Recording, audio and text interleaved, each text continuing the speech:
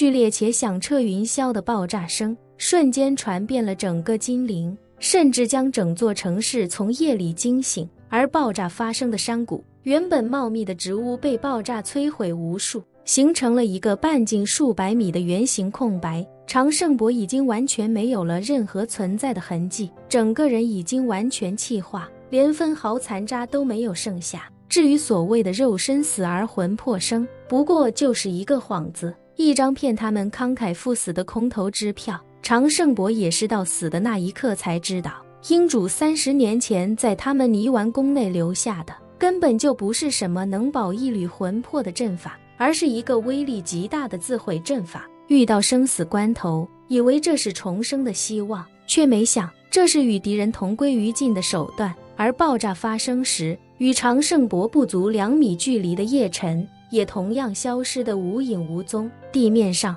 除了叶晨碎裂的衣物之外，仅剩下几块指甲盖般大小的砗磲碎片。这些碎片原本是叶晨的穿魂刃，而他那个雷击木炼制而成的惊雷令早已经在爆炸中化作一团黑灰。而此时，在这个半径数百米的空白边缘，一个受了重伤的女人正在挣扎着向前爬行，她便是定远伯云如歌。爆炸发生时，云如歌因为离两人还有10丈远，并没有遭到爆炸中心那种毁灭性的打击，但她此时的情况也并不乐观。她是被巨大的冲击波直接掀翻飞出来的，身体状态跟去了大半条命没什么区别。她浑身经脉尽断，骨骼也断了大半，内脏更是受了极其严重的内伤。此刻虽然还没死，但能否在这重伤中活下来还尚未可知。云如歌一边强忍着剧痛挣扎着向远处爬行，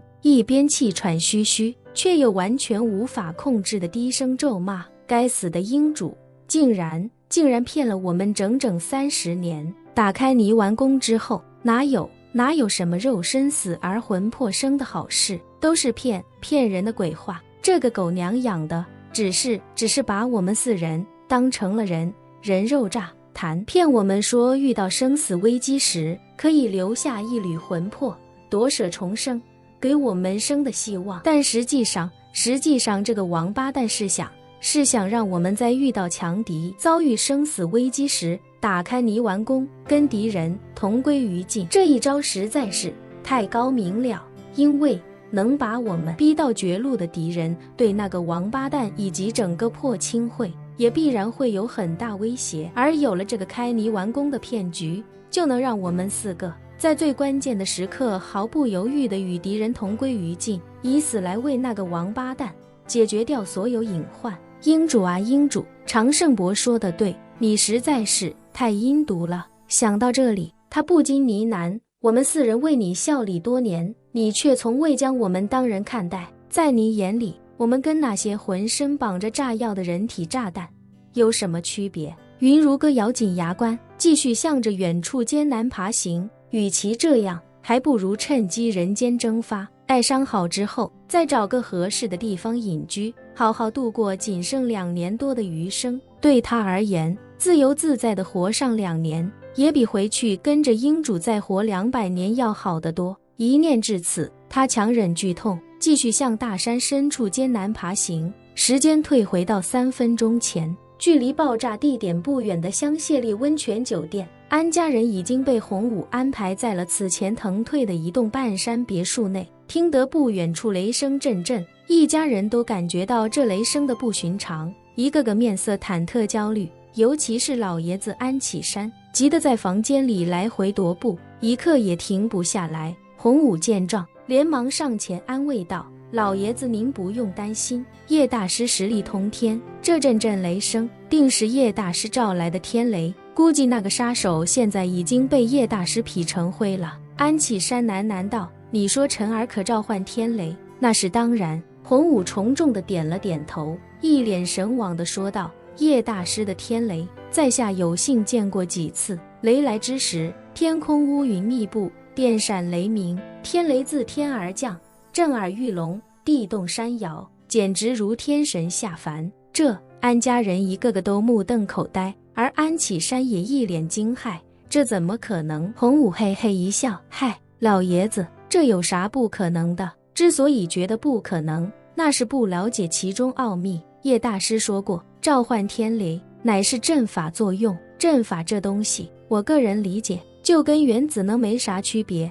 咱要是谁跟100年的人说，只需要巴掌大一块放射性物质做成原子弹能把一座城市夷为平地，他也觉得不可能。安启山听得一头雾水，一旁的老太太则难掩担忧地说道，我是担心晨儿的安全，洪先生能否辛苦你安排直升机赶过去看看，万一晨儿有需要帮忙的，咱们也能助他一臂之力。洪武连忙道，老太太，叶大师特地叮嘱过，把您诸位接出来之后，谁都不能去帮忙，就在这里安安心心等他回来。说着，洪武又道，实话跟您说，山下的温泉酒店就有上百名武者，个个实力不俗，就连他们都帮不了叶大师，更别说咱们了。老太太一边擦着眼泪，一边哽咽道，我是害怕晨儿再有个什么3长2短，过去20年她肯定吃了太多苦，我这个当外婆的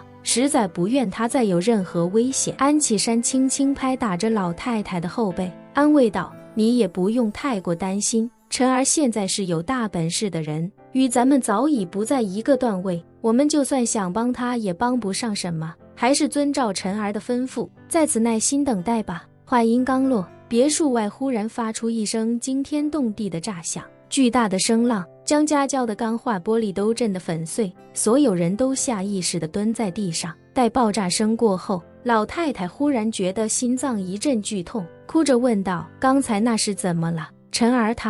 儿她不会有事吧？洪武心里咯噔一下，顿时也慌了。他是亲眼见过叶晨召唤天雷的，他知道刚才那巨大的爆炸声并非天雷的动静，于是他高喊一声，我去看看。说完，慌乱不已的他立刻夺门而出，直接跳上庭院中一直待命的直升机，心急如焚地对待命的飞行员说道，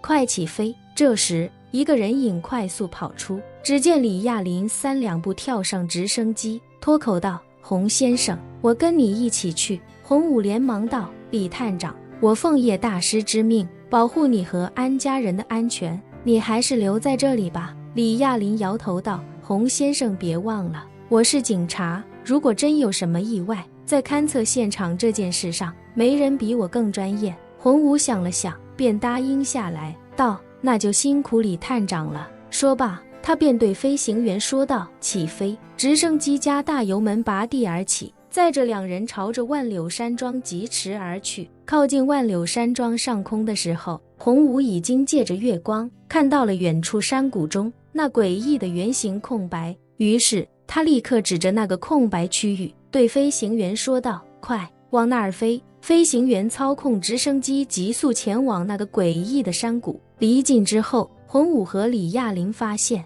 这个圆形空白区域已经是一片焦土，而周围的草木则都向着圆形的外围倾倒。结合刚才的那声剧烈爆炸，两人推测这圆形的空白地带想来便是刚才的爆炸所导致，而爆炸的中心点就是这个圆形的圆心。洪武的心脏顿时提到了嗓子眼，他忽然有了一种不好的直觉，紧张中他连忙对飞行员说道，快落下去。李亚林脱口道，还是不要落在中心位置，以免地面有什么线索被直升机的强风破坏。洪武点点头，对飞行员说道，那就落在边上。飞行员立刻将直升机停在了圆形空白区域的边缘地带。李亚林只想着别毁掉了爆炸中心点的线索，可他没想到的是，洪武让飞行员降落的位置刚好是云如歌爬行离开事发的区域。直升机掀起的强风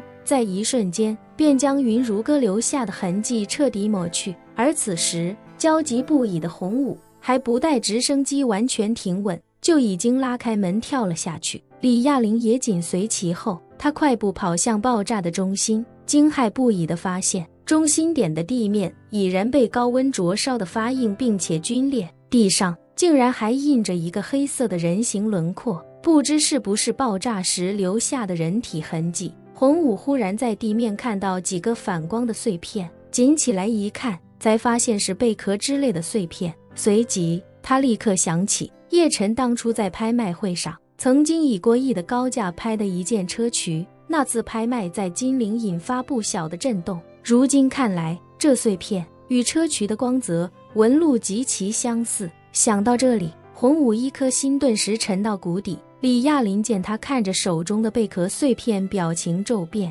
连忙追问：“这是什么？”洪武六神无主地说道：“这应该是叶大师的东西。”本期视频结束，欢迎订阅我的频道，这样就不会错过精彩内容。